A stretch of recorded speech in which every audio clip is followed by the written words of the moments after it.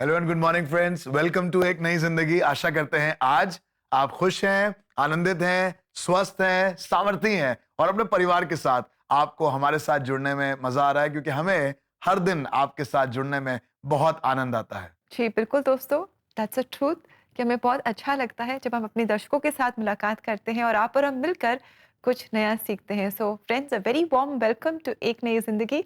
और जैसे कि आप देख रहे हैं, आज हम पंजाब में हैं। पंजाब से आपके लिए ये खास एपिसोड लेकर आए हैं। यहीं से हम सच्ची कहानी देखेंगे, गीत सुनेंगे और परमेश्वर के वचनों से हम बहुत एनकरेजमेंट पाएँगे। और हम जानते हैं कि आप और हम सब अपने जीवन में रिजेक्शन का सामना करते हैं। शायद रोज़ किसी न किसी तरीके से हम रिजेक्टेड फील करते हैं। लेकिन आज हम आपको एनकरेज करना चाहते हैं कि आप निराश ना हो, क्योंकि शायद इस एनकरेजमेंट के द्वारा, इस रिजेक्शन के द्वारा परमेश्वर आपके जीवन में कुछ खास कर रहे हैं। He is doing accomplishing a great purpose in your life. जी हाँ दोस्तों, और बाइबल में लिखा है सब बुराइयां मिलकर भलाई को उत्पन्न करती हैं। क्या मालूम, लोगों का स्वीकार कर देना आपको और बेहतर बनाने के लिए है, और ये आपको और बेहतर बनाएगा क्योंकि प्रभु आपको देख रहा है और वो आपके लिए भलाई ही उत्पन्न करेगा। सब बुराइयों के बीच में, सब रिजेक्शंस के बीच में, सब तरीके के बदलाव के बीच में परमेश्वर मेरे और आपके विश्वास को मजबूत करेगा। कोई सेटबैक के द्वारा there is going to be a comeback in your life. खुदा काम करेगा और उसको काम करने दीजिए। और आज हम लोग मिलकर सीखेंगे कैसे परमेश्वर हमारे जीवनों में काम करता है। और दोस्तों, यही हुआ नीतू के साथ भी, जिनकी सच्ची कहानी आज हम आपके साथ शेयर कर रहे हैं। आइए नीतू से मिले, जो अपने जीवन में बहुत दर्द और तकलीफ़ों से गुजर रही थी। इनका वैवाहिक जीवन टूटने जा रहा था, बहुत मुश्किलें थी, लेकिन ऐसे में इन्होंने प्रार्थना का सहारा लिया और परमेश्वर के जीवित वचनों का सहारा लिया। और फिर इनका जीवन कैसे बदला, आइए इन्हीं से हम सुने। और ये सच्ची कहानी आपके लिए लाए हैं हमारे एक नई जिंदगी प्रोड्यूसर अमित परवेज। अमृतसर में रहने वाली नीतू अपने पति सुनील और बेटे के साथ खुश थी, मगर धीरे धीरे सुनील का व्यवहार नीतू के प्रति बदलने लगा। जब मेरा बेटा 4 साल का था तो तब इनकी मतलब आदतें बहुत बिगड़ चुकी थी।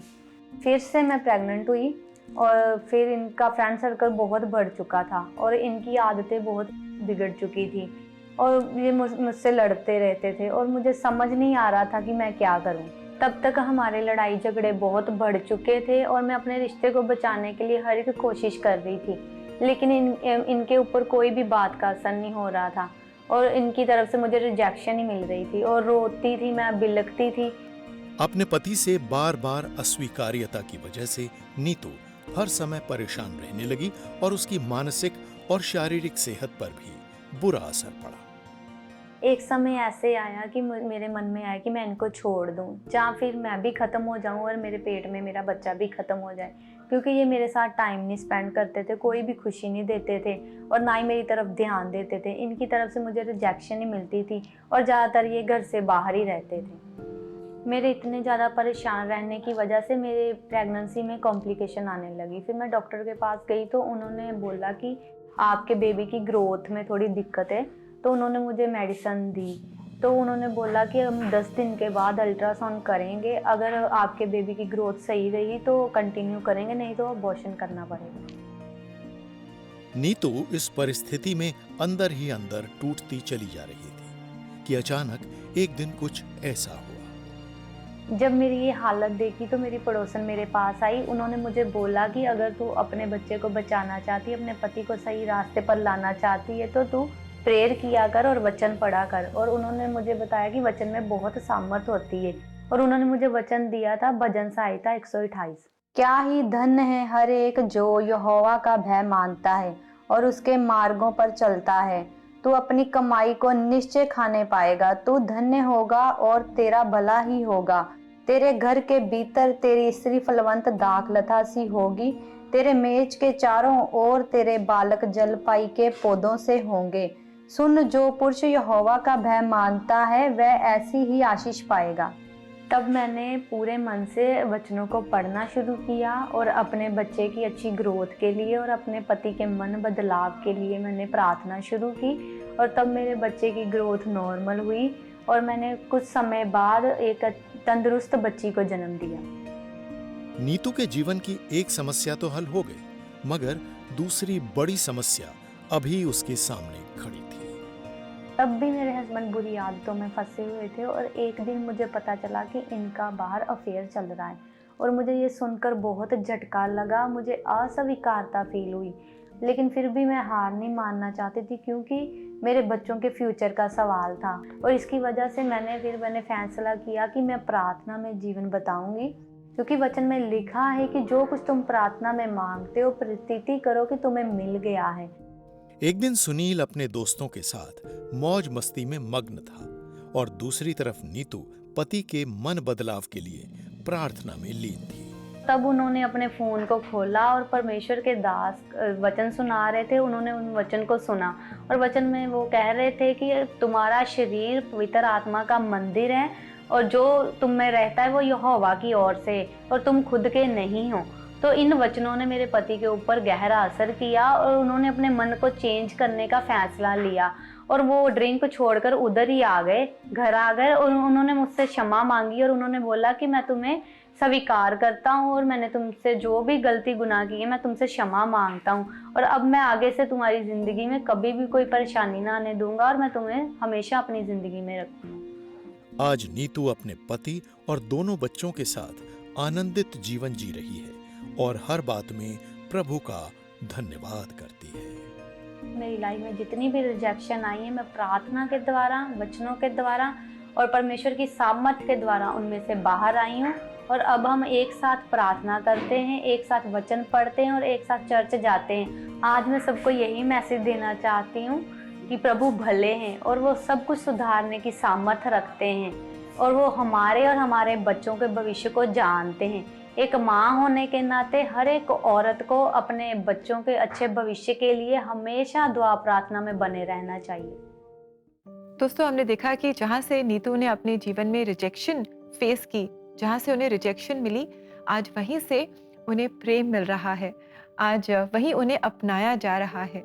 और हमने देखा कि कैसे परमेश्वर ने उनके वैवाहिक जीवन पर अपनी आशीषें दी हैं और बहुत प्यार है और नीतू और सनील के जीवन से हमने भी आशीष पाई है। तो इसी तरह परमेश्वर हमारे रिजेक्शन में से भी भलाई को लेकर आते हैं।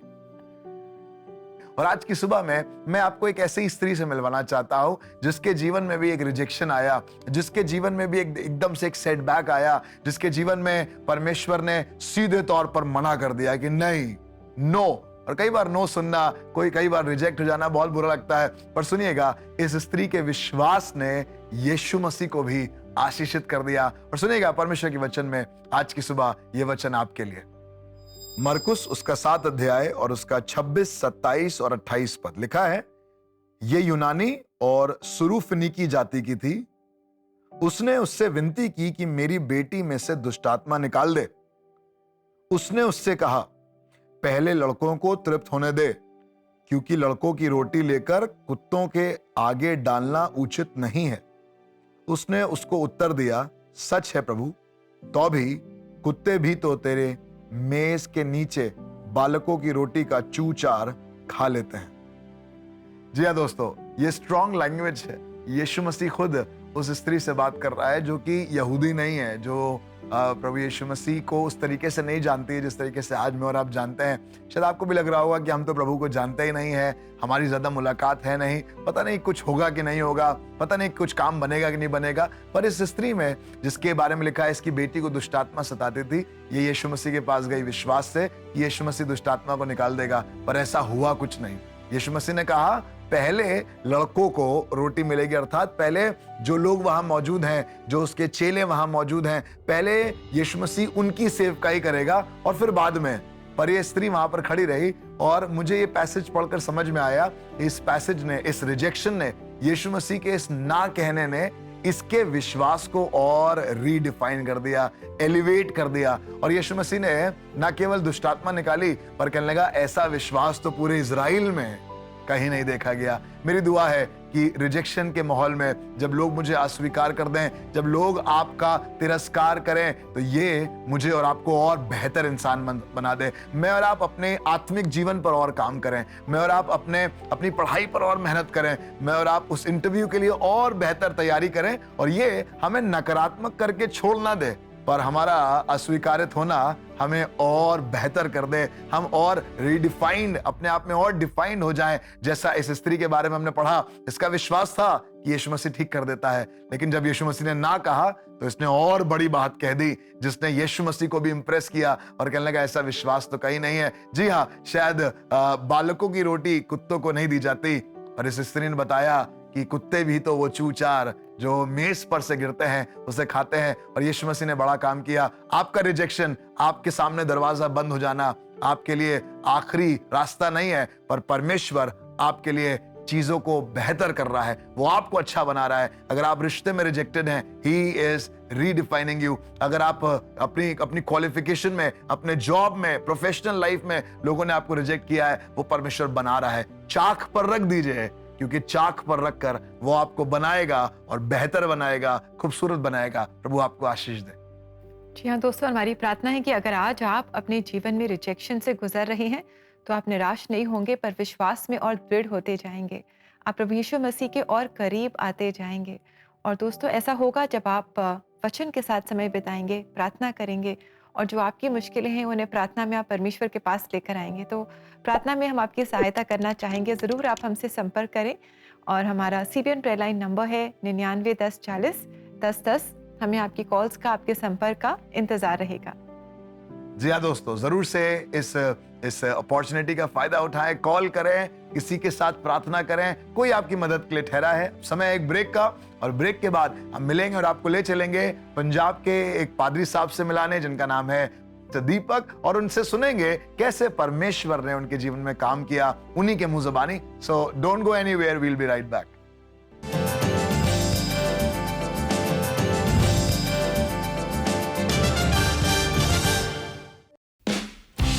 एक नई जिंदगी हर बुधवार आपके लिए राष्ट्रीय क्षेत्रों का रंग नेशनल टीवी के रंगमंच पर लाता है।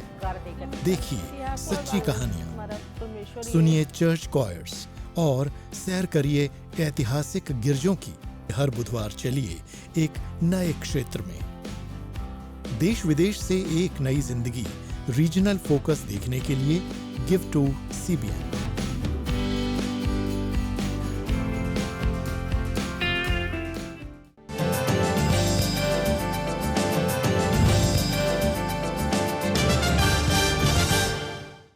वेलकम बैक दोस्तों। आज एक नई जिंदगी प्रोग्राम हम खास आपके लिए पंजाब से लेकर आए हैं, और यहीं से हमने एक बहुत खूबसूरत गवाही देखी, सच्ची कहानी देखी, और परमेश्वर के वचनों से हमने आशीष पाई। और हमने जाना है कि जब हम अपने जीवन में रिजेक्शन का सामना करते हैं तो हम घबराए नहीं, निराश नहीं हो, पर परमेश्वर पर विश्वास बनाए रखें, क्योंकि वो उस रिजेक्शन में से भी भलाई को लेकर आएंगे।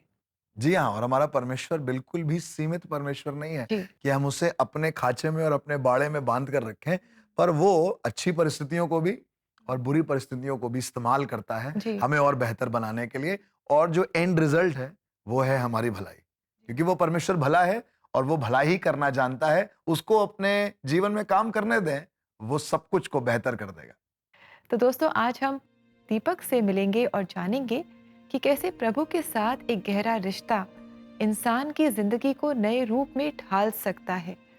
उनका जीवन और उनके विचार हम सबको एक नई रोशनी और उम्मीद दे सकते हैं। तो हमारे साथ आप जुड़े रहिए और इस प्रेरणा से भरी कहानी को हम सुनेंगे, मुलाकात करेंगे दीपक से, जो आपके लेकर आए हैं हमारे एक नई जिंदगी प्रोड्यूसर अमित परवेज। अमृतसर के रहने वाले दीपक राजा के घर की आर्थिक स्थिति अच्छी नहीं थी, जिस वजह से उन्हें समाज में कई जगह अस्वीकार्यता का सामना करना पड़ता था। हम प्रभु में तो थे, पर जो सही ढंग से चलना है ना, वो हमें तब नहीं पता था।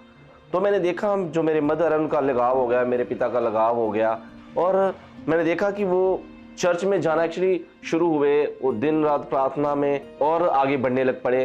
तो मैं भी उनके पीछे पीछे मैंने जाना शुरू किया, और जैसे मैं उनके पीछे जाता हूँ, मैंने देखता कि मेरी मदर क्या कर रहे हैं। मैंने देखना वो जाके चर्च की सफाई करते, कितने काम करते, सेवा करते।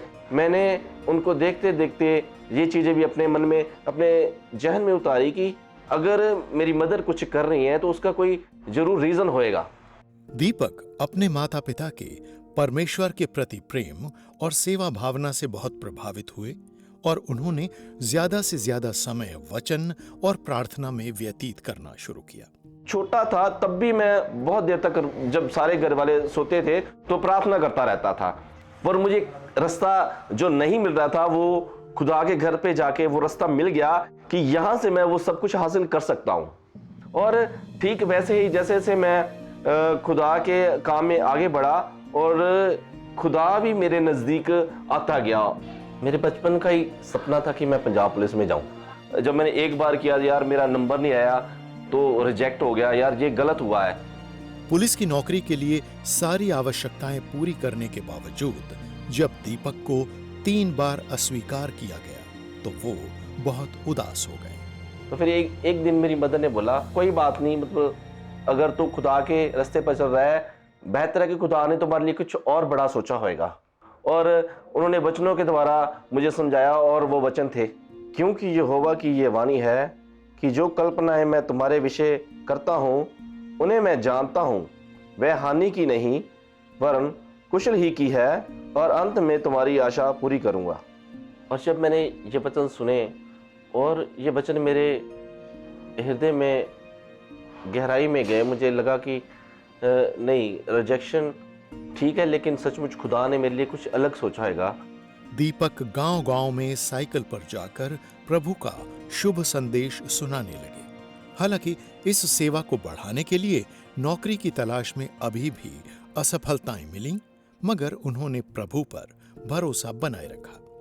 क्योंकि खुदा के वचन को मैंने पढ़ लिया था कि खुदा अपने वचन से सब कुछ पूरा करने की सामर्थ्य रखता है। एक दिन ऐसे प्रार्थना करते करते मैंने सोच लिया, क्यों ना मैं फास्ट रखूं, खुदा से पूछूं और खुदा मुझे बताए, और मैंने ठीक वैसे ही किया। 5 दिन की उपवास प्रार्थना के बाद दीपक को प्रभु से तसल्ली मिली और उन्होंने एक ब्यूटी सैलून में नौकरी के लिए आवेदन किया। मुझे उस जगह पे मेरी जॉब लग गई, और जॉब लगते लगते मैंने देखा कि खुदा मेरे जीवन में काम कर रहा है, मतलब मैंने देख लिया तो मुझे इस रास्ते पे तरक्की मिल जाएगी। दीपक ने मन लगाकर सैलून में काम किया और हर तरह की अस्वीकार्यता और विरोध का सामना प्रार्थना और वचन की समर्थ से किया। कुछ साल बाद उन्होंने अपना सैलून खोला और परमेश्वर ने उन्हें बहुतायत से आशीषित किया। अपनी लाइफ में आपको कितनी भी रिजेक्शन क्यों ना मिली हो, कितना विरोध क्यों ना हुआ हो, पर फिर भी अपना जो विश्वास आप खुदा के ऊपर रखिए। खुदा ने आपके लिए बहुत बड़ा सोचाएगा। अगर हमारी सोच डिफरेंट है, लेकिन खुदा ने आपके लिए कुछ अलग सोचा होता है। तो इस वचन में आपको एक वचन बताना चाहता हूँ, अपने सारे मन से यहोवा पर भरोसा रखो और अपनी समझ का सहारा ना लो। अपने सब मार्गों में उसी के अधीन रहो, वह तुम्हारे मार्ग सीधा करेगा। इसलिए जब हम अपने जीवन में परमेश्वर को पहला स्थान देते हैं तो हमारे मार्गों को सीधा करता है, और हमारे जीवन में कोई भी तब रिजेक्शन नहीं रहती है, और हमारे जीवन में आशीषें आती हैं। क्या ही खूबसूरती के साथ हमने इस बात को जाना कि हमारा परमेश्वर सब चीजों को हमारी भलाई के लिए उत्पन्न करता है। और जैसे कि शुरुआत में कहा गया, एक ऐसी कहानी जो अभी भी लिखी जा रही है। आपको लग रहा है कि आपकी कहानी खत्म हो गई, लोगों ने मुंह पर दरवाजा बंद कर दिया, बॉस ने कह दिया तुम्हारी नौकरी तो कहीं नहीं लगेगी। मैं आपसे कहना चाहता हूं, जिंदा खुदा का नाम लेकर खड़े रहिए। वो परमेश्वर आपके साथ है और अभी वो आपकी कहानी को लिख रहा है। जी, इनफैक्ट दीपक के जीवन से भी हमने सीखा कि उन्होंने कई बार रिजेक्शन का सामना किया। इनफैक्ट बार-बार उन्होंने रिजेक्शन का सामना किया, लेकिन हर बार रिजेक्शन उनके सामने आ जाती तो वो क्या करते? वो जाकर के परमेश्वर के जीवित वचन पढ़ते, उससे वो हौसला पाते और प्रार्थना करते। दोस्तों, आप और हम भी अपने रिजेक्शन में ऐसा ही करें, और ब्रेक के बाद भी हम आपके साथ मिलकर प्रार्थना करेंगे। So stay with us because we will be right back.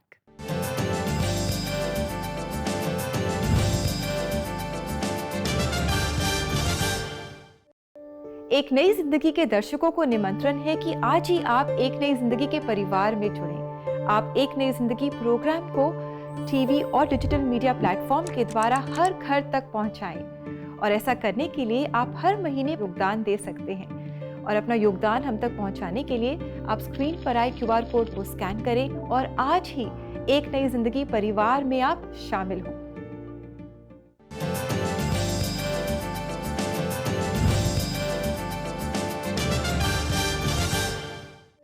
Welcome back दोस्तों। आज एक नई जिंदगी प्रोग्राम हम खास आपके लिए पंजाब से लेकर आए हैं और हमने 2 सच्ची कहानियां देखी और उनसे आशीष पाई है। अब समय है कि हम प्रार्थना करेंगे। आइए अपने सरों को झुकाएं और प्रार्थना करें। धन्यवाद हमारे जीवित महान और दयालु परमेश्वर पिता। प्रभु, हम जब आपको अपना पिता कहते हैं तो ये सिर्फ कहने की बात नहीं है, पर आपको अच्छा लगता है प्रभु कि आप हम जैसे अपनी औलादों को बेहतर करें।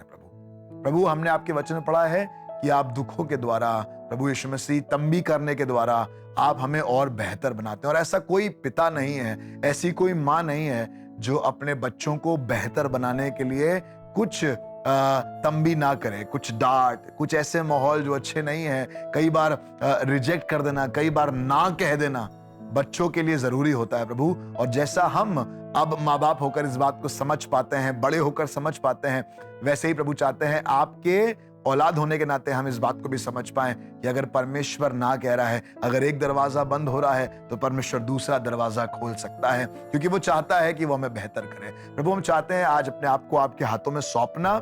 We surrender ourselves into your hand, Lord, so that you do what you want. प्रभु, जो आप चाहते हैं। हमने कोशिश कर ली, हमने दरवाजा खटखटा लिया प्रभु यीशु मसीह, हमने रिज्यूम भी डाल दिया खुदा बाप, हमने उनसे भी बात कर ली, हमने अपने सारे पैतरे आजमा लिए प्रभु। आज की सुबह अपने प्रियों को आपके सम्मुख लेकर आता हूं प्रभु, क्योंकि हम जानते हैं प्रभु कि आप हमारे लिए भलाई करना जानते हैं। आप प्रभु कभी भी हमारे लिए कोई भी ऐसी योजना नहीं बनाते जो हानि की है, पर लाभ की योजनाएं प्रभु आपकी हैं। प्रभु, आज अपने आप को आपके हाथों में समर्पित करते हैं, अपने प्रियों को प्रभु आपके हाथों में सौंपते हैं, जिनको लग रहा है कि प्रभु लोगों ने उनको अस्वीकार कर दिया है, बॉस ने, ऑफिस में, प्रोफेशनल लाइफ में, फैमिली लाइफ में, शायद चर्च में प्रभु किसी ने रिजेक्ट कर दिया है। पर मेरी दुआ है प्रभु ये रिजेक्शन उनके लिए और बेहतर हो प्रभु। जब लोग उनको अस्वीकारित कर रहे हैं प्रभु, तो प्यारे परमेश्वर पिता इसी दौरान वो अपने आप को और बेहतर कर सके प्रभु, आपका आत्मा और बेहतर कर सके, आपका आत्मा प्रभु वो बना सके जो शायद हाँ और हाँ सुनने के द्वारा नहीं हो सकता था, उसके लिए ना सुनना जरूरी था। और मेरी दुआ है प्रभु आज कोई स्टूडेंट और बेहतर हो जाए, आज कोई प्रोफेशनल और बेहतर हो जाए, आज कोई परिवार में पति पत्नी के रिश्ते और बेहतर हो जाए प्रभु। जब चीजें अच्छी नहीं है प्रभु, ऐसी आग में, ऐसी तपन में चीजों को आप प्रभु और बेहतर करिए प्रभु, रिफाइन करिए, रीडिफाइन कीजिए चीजों को और बेहतर करिए खुदा बाप, क्योंकि आपको ये करना आता है। आपने इस्तेमाल किया है ऐसे हालातों को लोगों को बनाने के लिए। और मेरी प्रार्थना है हमारे प्रियजन जितने यहाँ जुड़े हैं प्रभु, हम सब हमें मिलाकर प्रभु आपके हाथों में अपने आप को सौंपते हैं प्रभु। जैसा तू चाहे वैसा बना, मैं मिट्टी हूं, तू है कुम्हार। प्यारे खुदावंद, हम पर अपना अनुग्रह कीजिए, हमारे प्रियों पर अपना अनुग्रह कीजिए, और ऐसे हालातों में प्रभु हम आपके द्वारा और बेहतर बनाए जा सके। यीशु के नाम से मांगते हैं, आमीन आमीन। वो छेनी और हथौड़ी लेकर बना रहा है, उसे बनाने दीजिए। थोड़ी सी तकलीफ होगी, थोड़ा सा दर्द होगा, पर जो बनकर निकलेगा वो बेस्ट होगा। जी, और दोस्तों यही परमेश्वर का जीवित वचन भी कहता है। तो आइए देखते हैं आज के लिए परमेश्वर का वचन। और इस कारण तुम मगन होते हो, यद्यपि अवश्य है कि अब कुछ दिन तक नाना प्रकार की परीक्षाओं के कारण उदास हो, और यह इसलिए है कि तुम्हारा परखा हुआ विश्वास, जो आग से ताए हुए नाशमान सोने से भी कहीं अधिक बहुमूल्य है, यीशु मसीह के प्रकट होने पर प्रशंसा और महिमा और आदर का कारण ठहरे। पहला पत्रस 1 का 6 और 7 वचन। जी हाँ दोस्तों, सोना खरीदने से पहले हम चाहते हैं कि वो बिल्कुल रिफाइंड हो, उसमें कोई इम्प्योरिटी ना हो, जो हम लेने जा रहे हैं उसमें कोई मिलावट ना हो, वो प्योर हो। परमेश्वर मुझे और आपको भी प्योर, मुझे और आपको भी रिफाइंड कर रहा है अपने आग में, और वो आग में हमें ताता है ताकि हम उसके द्वारा जब ताए जाएं तो मैं और आप और बेहतर और निखर कर और रिफाइंड बाहर निकलें। आपके हालात कुछ भी हों, पर ये वचन आज आप अपने लिए ग्रहण करिए। जैसा आज हमने उस सच्ची कहानी को सुना, जैसे आज हमने परमेश्वर के वचन से सीखा किस तरीके से परमेश्वर भलाई को उत्पन्न करता है बुराइयों के बीच में, हमारे विश्वास को बढ़ाना चाहता है, हमारे परमेश्वर पर ईमान को और मजबूत करना चाहता है। कंटिन्यू टू सीक गॉड, खुदा को ढूंढते रहें, प्रार्थना करते रहें, अपनी मेहनत करते रहें। परमेश्वर आपके लिए उपाय करेगा। वो आपको तैयार कर रहा है। अगर नौकरी नहीं लग रही है, तैयारी करते रहिए। अगर शादी रिश्ता नहीं लग रहा है, तैयारी करते रहिए। परमेश्वर आने वाले समय में एक बड़ा काम करेगा और परमेश्वर आपको बेहतर रिफाइंड बनाकर प्रस्तुत करेगा। प्रभु आपको आशीष दे। अब समय है यहां से विदा लेने का, आपसे इजाजत लेने का, ताकि कल हम आपसे फिर मुलाकात करें। तब तक के लिए अपना ध्यान रखिए और परमेश्वर की आशा में सदैव मगन रहिए। जी, और दोस्तों जाते जाते हम सुनेंगे एक बहुत ही सुंदर पंजाबी गीत, और ये गीत आज हमारे लिए गा रही है क्राइस्ट चर्च कैथीड्रल की कॉयर, और ये गीत है मैं खुश होया जदों मैनू। तो आप इस गीत से आशीष पाएं। कल हम फिर हाजिर होंगे एक नई जिंदगी प्रोग्राम के साथ, and until then have a lovely blessed day and we God bless you friends. God bless you दोस्तों।